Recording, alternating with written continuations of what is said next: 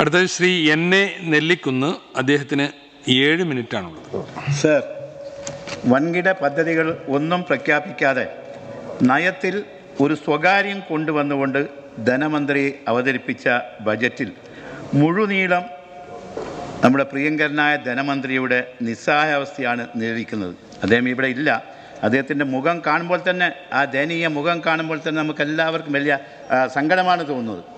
ഉയർന്ന നിരക്കിലുള്ള നികുതികൾ മുൻ ബജറ്റുകളിൽ ചുമത്തിയതിനാൽ അധിക വിഭവ സമാഹരണത്തിന് വേണ്ടി പുതിയ നികുതികൾ പോലും ചുമത്താൻ കഴിയാത്ത അതിദയനീയമായ അവസ്ഥയിലാണ് നമ്മുടെ ധനമന്ത്രി. ഇനിയും നികുതികൾ ചുമത്തിയാൽ സംസ്ഥാനത്തെ കൂടുതൽ സാമ്പത്തിക അസ്ഥിരാവസ്ഥയിലേക്ക് നയിക്കുകയേ ഉള്ളൂ എന്ന് ബഹുമാനപ്പെട്ട മന്ത്രിക്ക് നന്നായി അറിയാം. സർക്കാരിൻ്റെ കെടുകാര്യസ്ഥതയും വിവേചനരഹിതമായ കടമെടുപ്പും ധൂർത്തുമാണ് ഈ അവസ്ഥയ്ക്ക് കാരണം. അതുകൊണ്ട് ഈ ബജറ്റിനെ ഞാൻ വളരെ ശക്തമായി എതിർക്കുന്നു. സർ, ഇവിടെ ബഹുമാനപ്പെട്ട മന്ത്രിയോട് ഈ സഭയിൽ തന്നെ ചോദ്യോത്തരവേളയിലൊക്കെ നമ്മൾ ചോദിച്ചു, കരാറുകാർക്ക് എത്ര കോടി രൂപ കൊടുക്കേണ്ടതുണ്ട് എന്ന്. ചെറിയ കോടി എന്നാണ് അദ്ദേഹം പറഞ്ഞത്. സർ, ശ്രീ വർഗീസ് കണ്ണമ്പള്ളി, അദ്ദേഹം കേരള ഗവൺമെൻറ് കോൺട്രാക്ടേഴ്സ് അസോസിയേഷൻ്റെ സംസ്ഥാന പ്രസിഡൻ്റാണ്. വിവരാവകാശ അപേക്ഷയ്ക്കുള്ള അദ്ദേഹത്തിന് കിട്ടിയ ഒരു മറുപടി 25/1/2024 കിട്ടിയ മറുപടിയാണ്. 2023 ഡിസംബർ 31 കണക്കനുസരിച്ച് പൊതുമരാമത്ത് കരാറുകാർക്ക് 1/5/2023 മുതൽ 31/10/2023 വരെയായി 550.66 കോടി രൂപ കുടിശ്ശിക ഇനത്തിൽ കൊടുക്കാനുണ്ട്. ഇത് വിവരാവകാശ നിയമത്തിൽ ചോദിച്ചപ്പോൾ ചീഫ് എഞ്ചിനീയർ നൽകിയ മറുപടിയാണ്. സർ, ഞാൻ എൻ്റെ ജില്ലയിലെ, എൻ്റെ മണ്ഡലത്തിലെ കുറച്ച് കാര്യങ്ങൾ പറയാൻ ആഗ്രഹിക്കുന്നു. Kasaragod medical college 2013 തറക്കല്ലിട്ടതാണ്. അതിൻ്റെ പ്രാധാന്യത്തെക്കുറിച്ചൊന്നും ഞാനിവിടെ സൂചിപ്പിക്കുവാൻ ആഗ്രഹിക്കുന്നില്ല.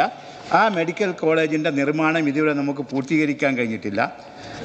160 കോടി രൂപയുടെ സാമ്പത്തിക അനുമതി കിഫ്ബിയിൽ നിന്ന് ലഭിച്ചു എന്ന് പറയുന്നത്, പക്ഷേ ഇതുവരെ കിട്ടിയിട്ടില്ല.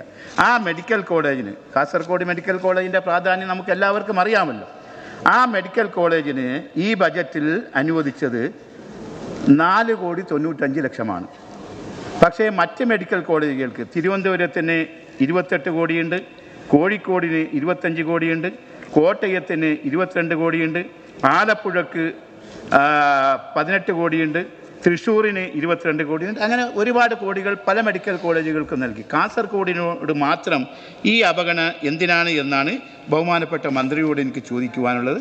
അതുകൊണ്ട് കാസർഗോഡ് മെഡിക്കൽ കോളേജിനും മതിയായ തുക വകയിരുത്തണമെന്നാണ് മന്ത്രിയോട് എനിക്ക് അഭ്യർത്ഥിക്കുവാനുള്ളത്. അതുപോലെ തന്നെ എൻ്റെ മണ്ഡലത്തിലെ ഒരു റോഡുണ്ട് sir, AP circle Gosada road, Bolinjan road, Kumbalaja ഗ്രാമപഞ്ചായത്തിലാണ്. വർഷങ്ങൾക്ക് മുമ്പ് PWD ഏറ്റെടുത്തതാണ്. അല്ലറ ചില്ലറ മെയിൻ്റനൻസ് വർക്ക് നടത്തിയല്ലാതെ ആ റോഡ് ഇതുവരെ പുനർനിർമ്മിച്ചിട്ടില്ല. അതിനും കൂടി ബഹുമാനപ്പെട്ട മന്ത്രി ഫണ്ട് അനുവദിക്കണമെന്ന് അഭ്യർത്ഥിക്കുന്നു. അതുപോലെ തന്നെ നമ്മളെല്ലാവരും തീവണ്ടിയിൽ പോലെ ആദ്യം വണ്ടി ഇറങ്ങുക കാസർഗോഡ് റെയിൽവേ സ്റ്റേഷനിലായിരിക്കും. അപ്പോൾ ആ റെയിൽവേ സ്റ്റേഷനൊക്കെ സ്ഥിതി ചെയ്യുന്നത് കാസർഗോഡ് ഹെഡ്ക്വാർട്ടേഴ്സിലാണ്. ജില്ലയുടെ ഹെഡ്ക്വാർട്ടേഴ്സാണ് കാസർഗോഡ്. ആ കാസർഗോഡിന് നഗര സൗന്ദര്യവൽക്കരണത്തിന് ഫണ്ട് അനുവദിക്കണമെന്ന് ബഹുമാനപ്പെട്ട മന്ത്രിയോട് ഞാൻ അഭ്യർത്ഥിക്കുകയാണ്. മറ്റൊന്ന്, എൻഡോസൾഫാൻ ഇപ്രാവശ്യം 17 കോടി അനുവദിച്ചിട്ടുണ്ട്. എൻഡോസൾഫാൻ ഇരകൾക്ക് കഴിഞ്ഞ പ്രാവശ്യം അനുവദിച്ചു. പക്ഷേ കഴിഞ്ഞ പ്രാവശ്യം അനുവദിച്ച ആ 17 കോടിയിൽ 1,27,00,000 രൂപ മാത്രമാണ് കളക്ടർക്ക് വന്നിട്ടുള്ളത്. ഇപ്പോൾ അനുവദിച്ച ഈ 17 കോടിയുടെയും അവസ്ഥ അത് തന്നെയായിരിക്കുമോ എന്നാണ് ബഹുമാനപ്പെട്ട മന്ത്രിയോട് എനിക്ക് ചോദിക്കുവാനുള്ളത്. ഞാൻ MLA-മാരുടെ ആസ്തി വികസനവുമായി ബന്ധപ്പെട്ട് ഒരു കാര്യം പറയാൻ ആഗ്രഹിക്കുന്നു. ഈ MLA-മാരുടെ ആസ്തി വികസന ഫണ്ട് ഒരു വർഷത്തെ സേവിങ്സ് കണക്കാക്കണമെങ്കിൽ ആ വർഷത്തെ 20 വർക്കുകളുടെയും എക്സ്പെൻഡിച്ചർ ആകണം. എങ്കിൽ മാത്രമേ ഇപ്പോൾ സേവിങ്സ് കണക്കാക്കുന്നുള്ളൂ. പക്ഷേ പഴയ ഏതെങ്കിലും അങ്ങനെ കണക്കാക്കിയാൽ നമ്മളിപ്പോൾ 20 വർക്ക് കൊടുക്കും. ആ 20 വർക്കുകൾ നമുക്ക് ഒരേ വർഷം കംപ്ലീറ്റ് ചെയ്യാൻ പറ്റില്ല. ചിലപ്പോൾ ചില സാങ്കേതികത്വം കൊണ്ട് 3-4 വർഷം കഴിഞ്ഞ് മാത്രമേ ആ വർക്ക് നമുക്ക് കംപ്ലീറ്റ് ചെയ്യാൻ പറ്റുള്ളൂ. അപ്പോൾ നമ്മുടെ സേവിങ്സ്, ആ വർഷത്തെ സേവിങ്സ് കണക്ക് കൂട്ടുന്നില്ല. അപ്പോൾ അതിനൊരു പരിഹാരം കാണണമെന്നാണ് മന്ത്രിയോട് എനിക്ക് പറയാനുള്ളത്. പെൻഡിങ്ങിലുള്ള വർക്ക് ഇപ്പോൾ 19 വർക്ക് നമ്മൾ പൂർത്തീകരിച്ചിട്ടുണ്ടാകും. ഒരു വർക്ക് പെൻഡിങ്ങിലാണെങ്കിൽ ആ 19 വർക്കുകളുടെയും സേവിങ്സ് നമുക്ക് കണക്കാക്കാൻ പറ്റുന്നില്ല. പിന്നെ പഴയ ഏതെങ്കിലും ഒരു പ്രവൃത്തിക്ക് പകരം പുതിയ പ്രപ്പോസൽ നൽകണമെങ്കിൽ സർക്കാരിൻ്റെ പ്രത്യേക അനുമതിക്ക് നമ്മൾ കത്ത് നൽകണം. അത് കലക്ടർക്ക് തന്നെ ആ ഒരു ചെയ്യാനുള്ള ഒരു അനുവാദം കൊടുത്താൽ അതും നല്ലതാണ് എന്നാണ് എനിക്ക് ഇക്കാര്യത്തിൽ MLA-മാരുടെ അഭിപ്രായം ചോദിച്ചിരുന്നു.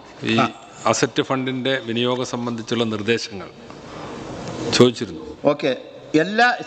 മറ്റൊന്ന്, എല്ലാ മേഖലകളിലും വികസന മുരടിപ്പും ഉൽപ്പാദന മേഖലയിലെ തകർച്ചയും ഡിമാൻഡിലെ കുറവും അപകടകരമായ വിധത്തിലുള്ള സാമ്പത്തിക തകർച്ചയും ധനകമ്മിയുമുള്ള ഒരു സംസ്ഥാനമായി 8 വർഷം കൊണ്ട് കേരളത്തെ മാറ്റിയിരിക്കുന്നു.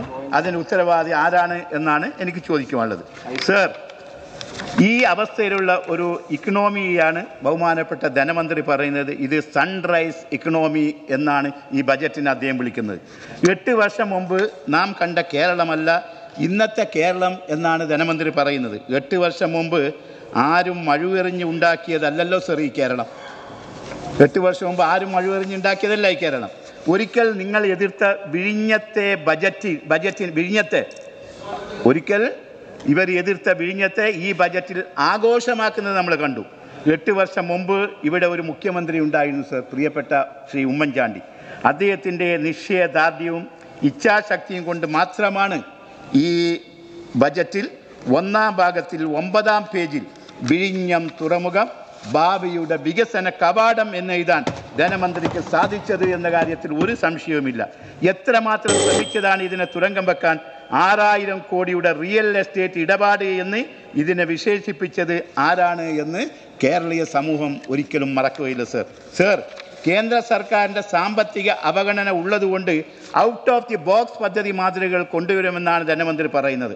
അങ്ങയുടെ മുൻഗാമി കൊണ്ടുവന്ന കിബിയാകുന്ന ഔട്ട് ഓഫ് ദ ബോക്സ് പദ്ധതിയുടെയും പ്ലാൻ ബിയുടെയും അവശേഷിപ്പുകളാണ് ഇന്ന് കേരളം നേരിടുന്ന സാമ്പത്തിക തകർച്ചയും ധനകമ്മിയും എന്ന് പറയാൻ ഞാൻ ആഗ്രഹിക്കുന്നു. സർ, സാമ്പത്തിക പ്രതിസന്ധിയാണെന്ന് ഞങ്ങൾ പറഞ്ഞാൽ ബഹുമാനപ്പെട്ട മന്ത്രി പറയും ഒരു സാമ്പത്തിക പ്രതിസന്ധി ഇല്ല എന്ന്. എനിക്ക് ഓർമ്മ വരുന്നത് പണ്ടൊരു രാജാവിലേക്ക് ഒരു പാവപ്പെട്ട ഭിക്ഷക്കാരൻ പോയി. ആ ഭിക്ഷക്കാരൻ പോയപ്പോൾ കൊട്ടാരത്തിന് പുറത്തുള്ള ജീവനക്കാരൻ അദ്ദേഹത്തോട് പറഞ്ഞ് ഇവിടെ ഒന്നുമില്ല, തിരിച്ചു പോയിക്കോളൂന്ന്. അകത്തുനിന്ന് രാജാവ് പറഞ്ഞു എന്തിനാണ് തിരിച്ചയച്ചത്, എന്തിനാണ് അയാളെ വിളിക്കൂ എന്ന്. അങ്ങനെ വിളിച്ചപ്പോൾ ഈ ഭിക്ഷക്കാരൻ വിചാരിച്ചു എനിക്ക് നല്ല ഒരു ഇത് കിട്ടുമെന്ന്. പക്ഷേ ആ രാജാവ് പറഞ്ഞു തിരിച്ചു പോയിക്കോ, ഒന്നും ഇവിടെ ഇല്ല എന്ന്. അപ്പോൾ ആ കാവൽക്കാരൻ പറഞ്ഞു അവിടുത്തെ ഞാനും പറഞ്ഞത് അത് പറയാനുള്ള അധികാരം എനിക്കില്ല എന്ന്. അതുപോലെയാണ് ബഹുമാനപ്പെട്ട ധനകാര്യമന്ത്രി നമ്മൾ സാമ്പത്തിക പ്രതിസന്ധി എന്ന് പറഞ്ഞാൽ സാമ്പത്തിക പ്രതിസന്ധി ഇല്ല, അത് മന്ത്രി തന്നെ പറയണം. അതിൻ്റെ ഒരു കാര്യം കൂടി, ഈ സംസ്ഥാനത്തിൻ്റെ കെടുകാര്യസ്ഥയും ദൂർത്തും കിപ്പി വഴി ഉണ്ടാക്കിയ അമിത കടബാധ്യതയുമാണ് കേരളത്തിൻ്റെ അവസ്ഥയ്ക്ക് കാരണം.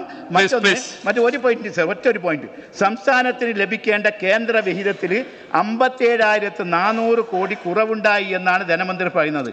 ധനമന്ത്രി തന്നെ കേന്ദ്രത്തിന് അയച്ച കത്തിൽ 3100 കോടി മാത്രമാണ് കിട്ടാറുള്ളത് എന്നാണ് പറയുന്നത്. ഏതാണ് സർ ഈ 57,400 കോടി? അത് ധനമന്ത്രി തന്നെ പറയുന്നത് ഇങ്ങനെയാണ്. GST കോമ്പൻസേഷന് 12,000 കോടി. ആ GST കോമ്പൻസേഷനെ കുറിച്ച് നമുക്കറിയാം. GST നടപ്പിലാക്കിയതിനു ശേഷം 5 വർഷം നൽകുമെന്ന് പറഞ്ഞിരുന്നു. കോമ്പൻസേഷൻ 1 വർഷം കൂടി നീട്ടുകയുണ്ടായി. അതിനുശേഷം അത് അവസാനിച്ചു. ഒരു സംസ്ഥാനത്തിന് പിന്നെ എങ്ങനെയാണ് സർ അത് കേരളത്തിന് മാത്രം ലഭിക്കേണ്ട കേന്ദ്ര വിഹിതമാകുന്നത്? അപ്പോൾ ഞാൻ ദീർഘിപ്പിക്കുന്നില്ല. ഈ ബജറ്റ് കേരളീയ സമൂഹത്തിനെ സംബന്ധിച്ചിടത്തോളം ഒരു ഗുണം ബജറ്റാണ്. ഈ ബജറ്റ് ഞാൻ ശക്തിയുക്തം എതിർക്കുന്നു.